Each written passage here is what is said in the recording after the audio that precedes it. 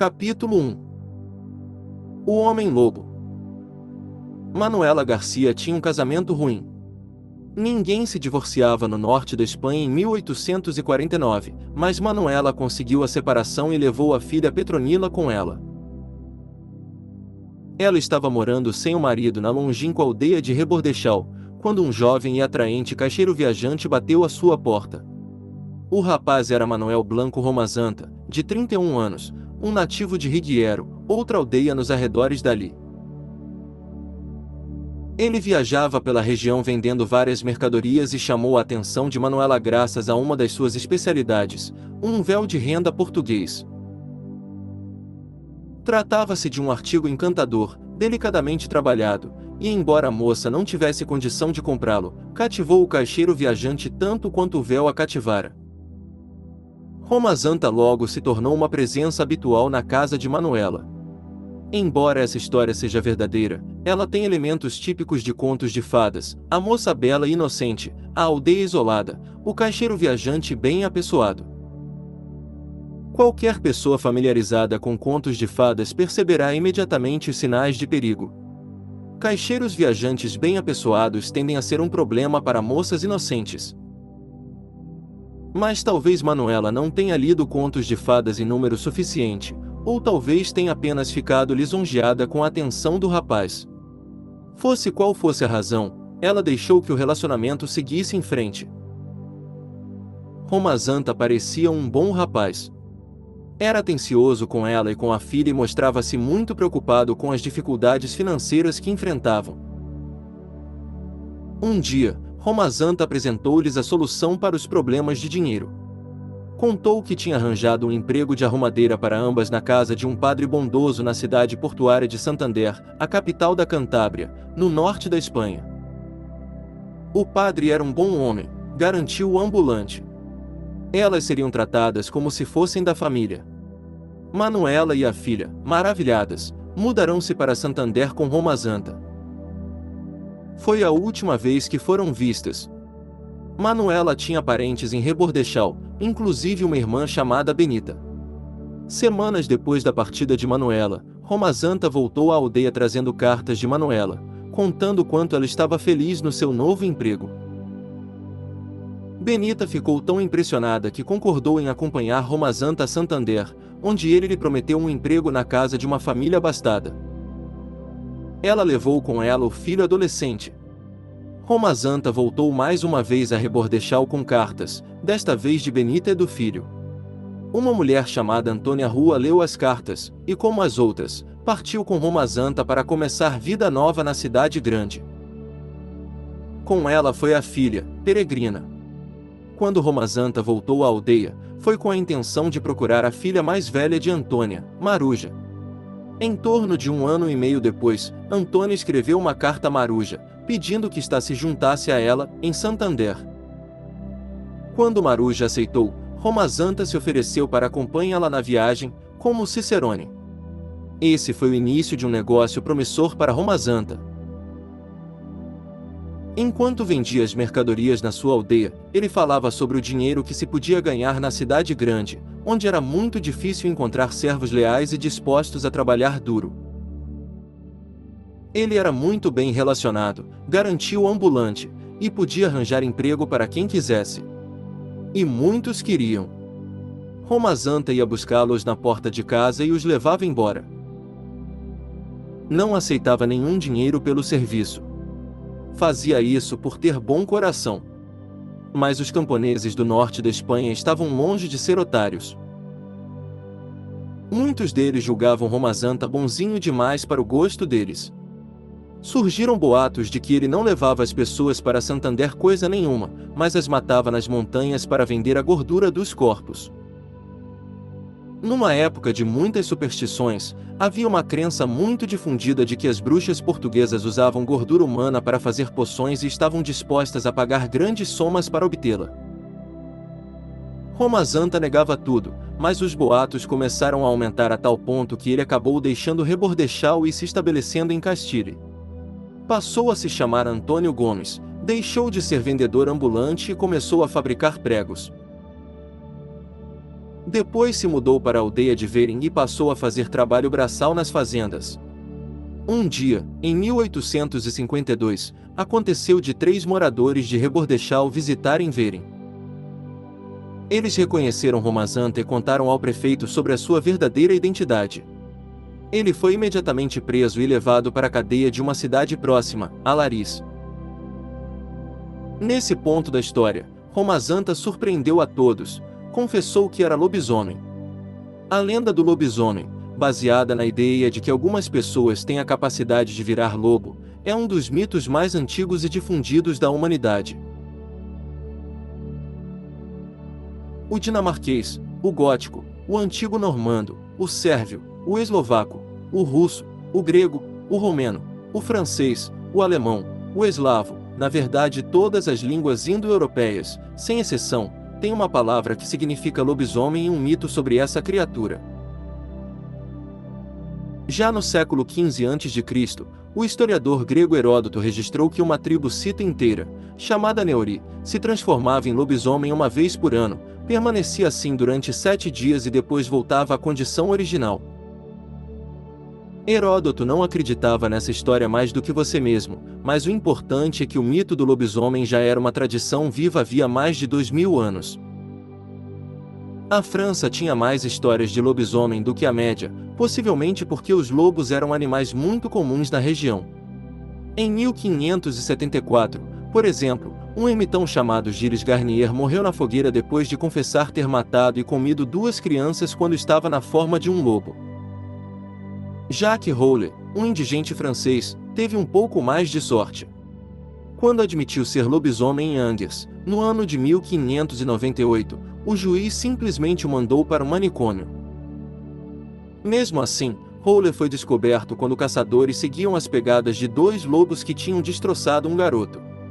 No mesmo ano, em Saint-Cloud, uma mulher chamada Gandilon foi presa depois de atacar 2 crianças num pomar. Uma delas, que acabou não resistindo aos ferimentos, descreveu a agressora como um lobo com mãos humanas. Toda a família de Gandilon foi presa e, segundo se observou, todos os seus membros passavam grande parte do tempo de 4 nas suas celas. O irmão dela, Pierre, acabou confessando que praticava bruxaria e era lobisomem, o que fez com que a família inteira fosse para a fogueira. Na vizinha Alemanha, outro país onde houve, uma época, uma grande quantidade de lobos, Peter Stuemf admitiu um reinado de 25 anos de terror como lobisomem, durante o qual matou e comeu várias mulheres e crianças, inclusive o próprio filho. Ele fazia a transformação com a ajuda de um cinto de pele de lobo, um artefato muito comum nas histórias de lobisomem. Um tribunal em Colônia proferiu a sentença em 1589. Ele teve a espinha partida na roda, foi decapitado e o cadáver, queimado na fogueira. Existe uma forte suspeita de que, em alguns desses primeiros casos, e em muitos outros depois desses, as confissões foram arrancadas sob tortura, mas o caso de Romazanta foi diferente. Embora ninguém o tenha pressionado e não houvesse nenhuma prova contundente contra ele, ele confessou voluntariamente muitos assassinatos, inclusive 4 dos quais ninguém o acusara. Segundo ele explicou ao júri do tribunal, quando surgiu o ímpeto, ele arrancava as roupas e rolava-no no chão, levantando minutos depois como um lobo. Na forma de lobo, ele se sentia invulnerável e cheio de energia. Podia correr quilômetros sem se cansar, não tinha medo de nada e se sentia inebriado com a sensação de liberdade.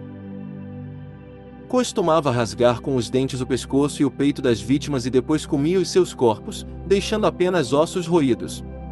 Era apenas quando voltava à forma humana que sentia uma ligeira culpa. De acordo com seu próprio testemunho, Romazanta era lobisomem já fazia um bom tempo, desde os 13 anos, na verdade. Ele acreditava que um parente, talvez um dos pais, tinha jogado uma maldição nele, fazendo com que o seu sangue fervesse. Ele lutou contra isso durante algum tempo, mas depois de uns 6 meses não resistiu mais. Foi para as montanhas de Couso, onde acidentalmente ou não, encontrou 2 homens de Valência que também eram lobisomens. Eles se transformavam juntos e corriam como uma alcateia durante vários dias, até se transformarem de novo em seres humanos. Daí em diante, o destino de Ramazanta estava selado. Enquanto ainda estava sob custódia, Ramazanta anunciou de repente que tinha perdido a sede de sangue, num dia santo, e se livrado da maldição. Tornou-se uma pessoa cooperativa e levou o juiz a lugares remotos onde havia enterrado os ossos das vítimas.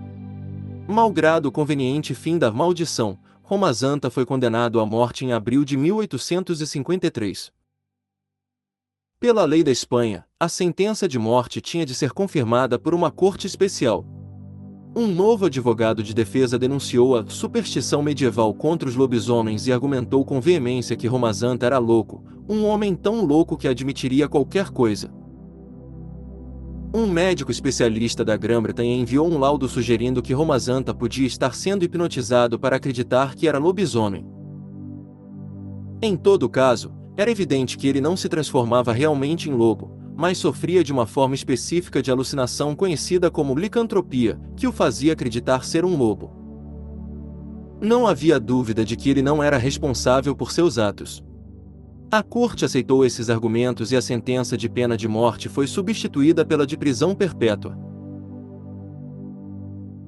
Mas o caso evoluiu de maneira bizarra e o juiz voltou atrás, por pressão dos jornais, e novamente o sentenciou à pena de morte, por estrangulamento, que depois foi atenuada para a prisão perpétua por uma ordem especial da rainha. Ramazanta morreu na cadeia alguns anos depois. É tentador aceitar os argumentos da defesa nesse caso, tendo em vista, especialmente, que a teoria de que certas pessoas podem se imaginar como lobos originou-se da experiência do escritor viajante americano W.B. Seabrook. Nos anos de 1930, Seabrook estava num apartamento com vista para Times Square, em Nova York, com um pequeno grupo de amigos que incluía um diplomata de carreira e uma imigrante russa chamada Magda. Eles estavam consultando um oráculo chamado I Ching. O I Ching, como o nome mesmo indica, é de origem chinesa e, segundo alguns, um dos mais antigos livros do mundo. Consulta-se esse oráculo por meio de figuras de 6 linhas conhecidas como hexagramas. Eles são 64 ao todo, cada um deles com um significado diferente.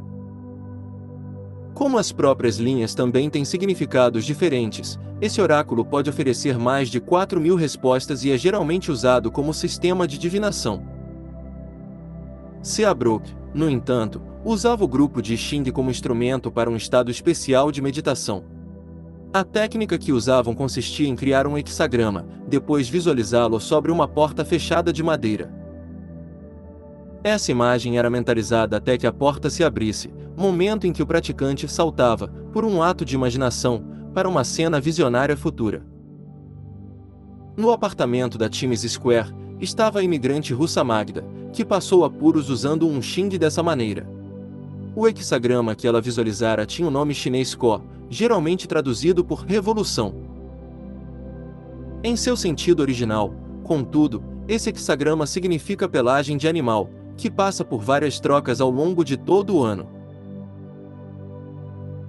Depois de se concentrar na imagem mental por algum tempo, Magda disse que estava deitada nua, a não ser por um casaco de pele sobre a neve. Depois era lua cheia e ela estava correndo pelos bosques a toda velocidade.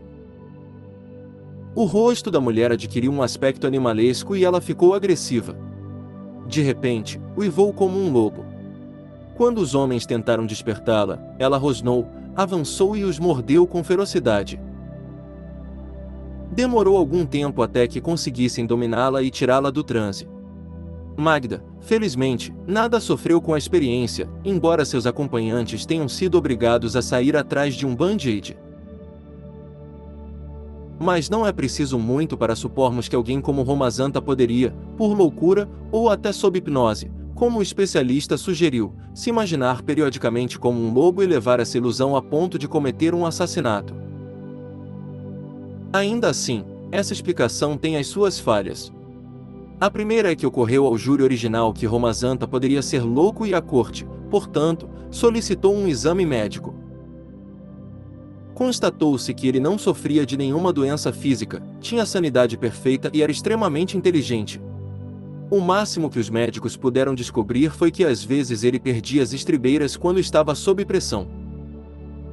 Os seus atos também não eram os de alguém que sofresse ataques periódicos de loucura. Repetidas vezes ele atraiu mulheres e crianças para longe das suas aldeias, às vezes esperando pacientemente um ano inteiro ou até mais para conquistar a confiança delas. Ele não entrava em surto, simplesmente, quando era vítima de alguma demência violenta. Mas o fator mais curioso de todos eram as distâncias que Ramazanta tinha de percorrer. Rebordechal, onde encontrou a sua primeira vítima, e Santander, para onde a levou antes de matá-la, ficavam a uma distância de 650 quilômetros.